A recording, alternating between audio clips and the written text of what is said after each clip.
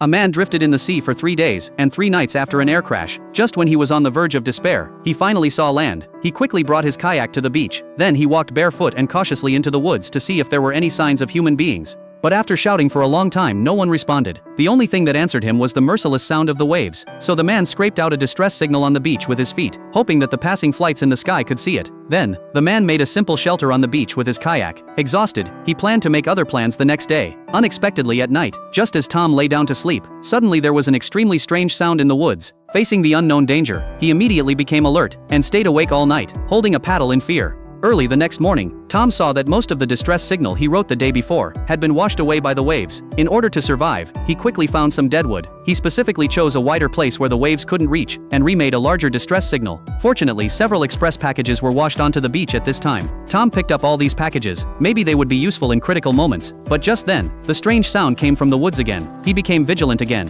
and shouted loudly. After waiting for a long time, there was still no response. This time he simply gathered his courage to see what on earth was making the noise. Unexpectedly, just as he walked over, a ripe coconut fell from the sky. "Come down here." It turned out that the strange noise was the sound of the coconut falling. Tom finally felt relieved. In this way he collected more coconuts. It happened that he hadn't drunk water for a day. He picked up a coconut and smashed it hard against the rock. Unexpectedly, such a small thing stopped this big man. Then he smashed it hard on the shoulder of the rock, but obviously it was useless. Then he smashed the coconut with the stone beside him. In an instant, the stone broke into pieces. Looking at the only sharp stone left in his hand, Tom was confident this time. He used this stone knife to continuously cut the coconut. Finally, with his efforts, he managed to open the coconut, but the little bit of water in it was obviously not enough to moisten his throat. Failure is the mother of success. Tom learned from his mistakes and skillfully used the sharp stone to drill a small hole in the coconut. He couldn't wait to put the coconut to his mouth and greedily enjoyed the sweetness. After drinking enough water, Tom simply packed up his things and leaned on a stick, ready to check if there were any other opportunities for rescue nearby. He searched all the way around the rocky cliffs. However, from morning to afternoon, apart from finding another express package, he found nothing. Moreover, he found that he had returned to the original place. Tom was a little desperate.